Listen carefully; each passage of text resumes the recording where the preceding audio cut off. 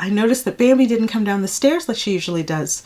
Usually she's the first one bounding down the stairs to meet me at the door, and she's very excited about going for her walk. But there she stood at the top of the stairs and wouldn't come down.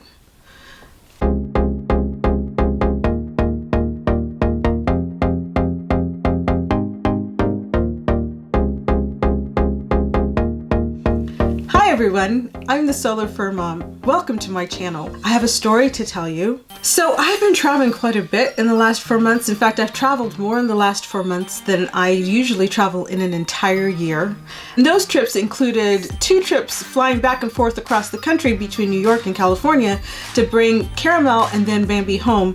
And then I made a trip to New York City that was a lot of fun, and a trip to New Jersey that was also a lot of fun. Usually I love to travel. I've always wished to travel more. This has been a case of be careful what you wish for.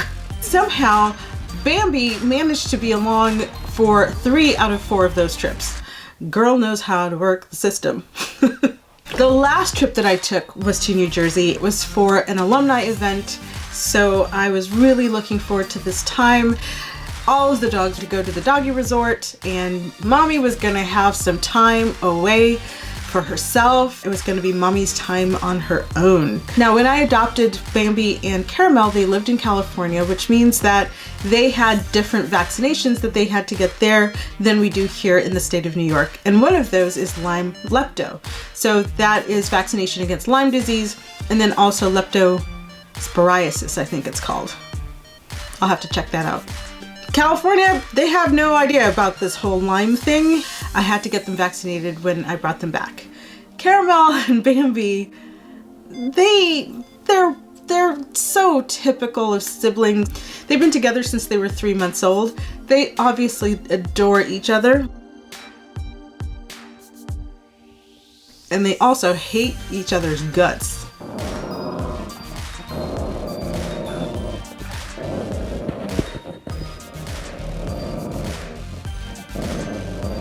It seems that things got a little intense because there was a time period of about 11 weeks between when I was able to bring Caramel home and when I was able to bring Bambi home.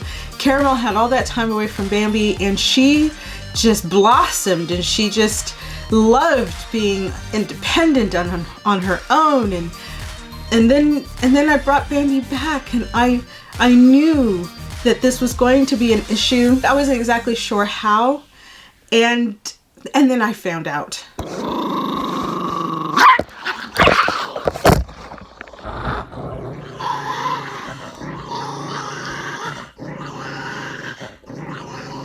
I'm hoping that it finally settled things. I mean, they still kind of snipe at each other, but they haven't gotten physical in the way that they got physical that day. They actually injured each other, and I had to take them to the vet. So the day before I was to leave on this trip to New Jersey, it was their checkup. I bring them to the vet for their checkup. Good morning.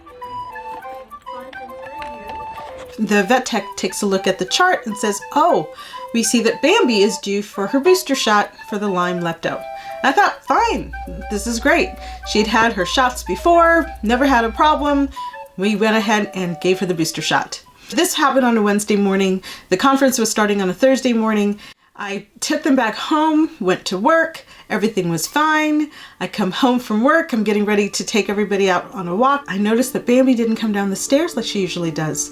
Usually she's the first one bounding down the stairs to meet me at the door, and she's very excited about going for her walk. But there she stood at the top of the stairs and wouldn't come down. So of course I was immediately concerned. I walked up the stairs and I reached out and I picked her up, and she screamed. Oh, I didn't know what to think. Had she and Caramel gotten into it? Was she bitten somewhere? I couldn't see any wounds. It didn't seem as though anything was broken, but I couldn't touch her to figure out. And then I thought, oh my gosh, the vet. If I take her to the vet, they're going to want to do x-rays. We're talking about a $400 vet bill because, honey, let me tell you, my vet, they charge. So all of this stuff is going through my head. There's poor Bambi. And I reached out to touch her again, and she this time she rolled over her back and peed on herself. I thought, oh my gosh, what am I gonna do? So I called my mother, and she was so helpful. She suggested that I get the pet carrier, and Bambi was actually ambulatory. She could walk, you just couldn't touch her.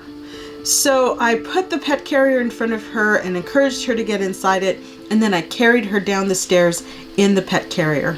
And we took her outside, down the stairs, let her walk out so that she could use the bathroom, and then got back in the pet carrier, and I carried her back upstairs, and that way I was able to help her get around without actually picking her up.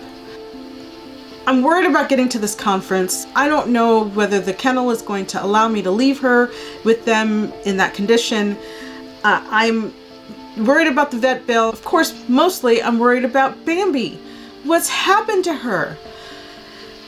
So we decided to take a wait and see approach, which is not natural to me.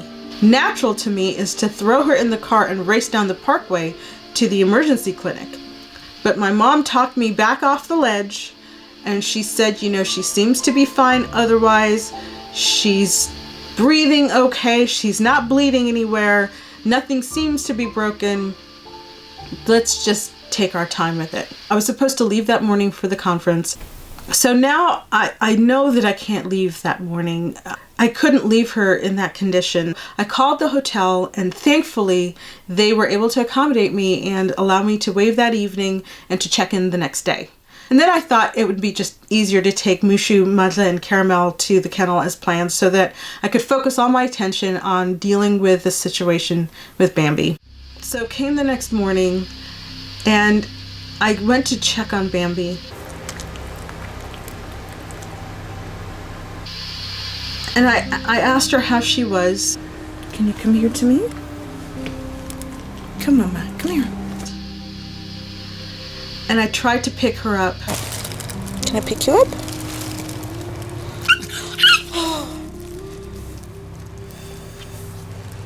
Okay. And it's... I guess we're going back to the vet. Sorry, sweetheart. By this time, I had gotten to the point where I was able to feel around, so I could feel that, you know, nothing was broken, but it certainly seemed as though whatever injury she had was located, it was localized on her left shoulder, actually. So I called the vet, and I was trying to see whether I could get in that morning if they'd had any cancellations. They didn't have any cancellations, and I'm thinking about, do I come in as a walk-in?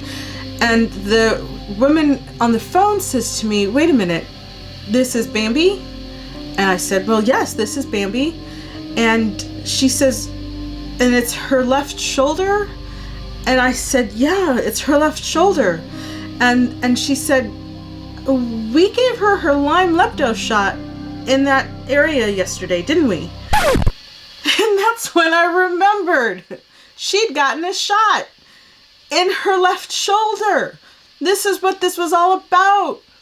She was just sore from the shot. I could have been out $400 on x-rays and all kinds of emergency medicine on the basis of the fact that she was sore from a shot.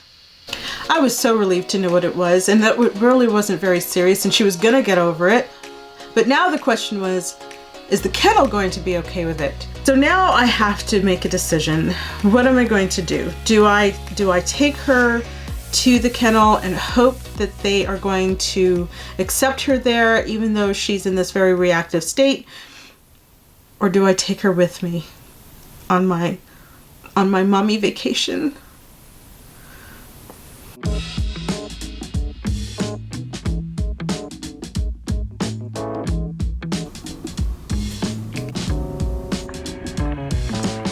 Bambi got to stay at the historic Nassau Inn in Princeton, New Jersey.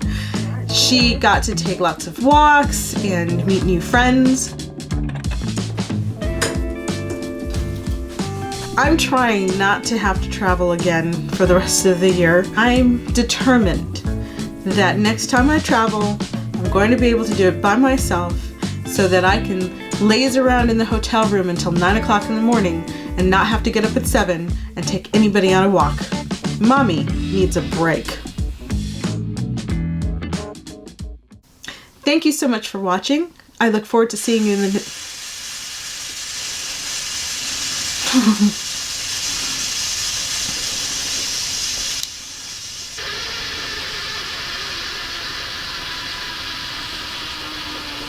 Thank you so much for watching. I really appreciate you being part of this community that I'm... Are you serious?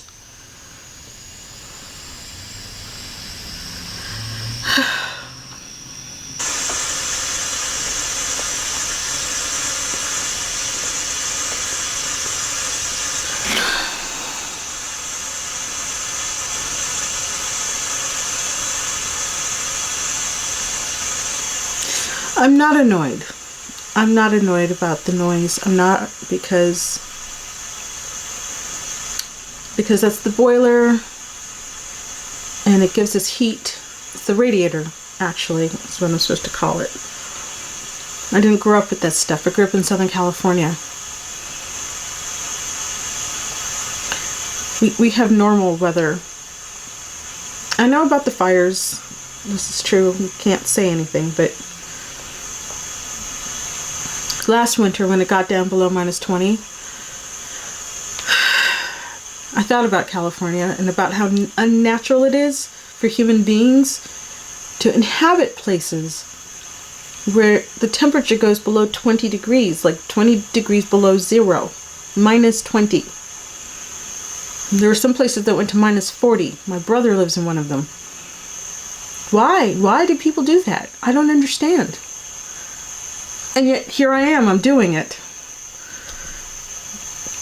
Anyway, the radiator, it gives us heat. So I'm not annoyed. I'm not annoyed. This is a good thing. It means it's working. And so I will bear with it and be patient about that.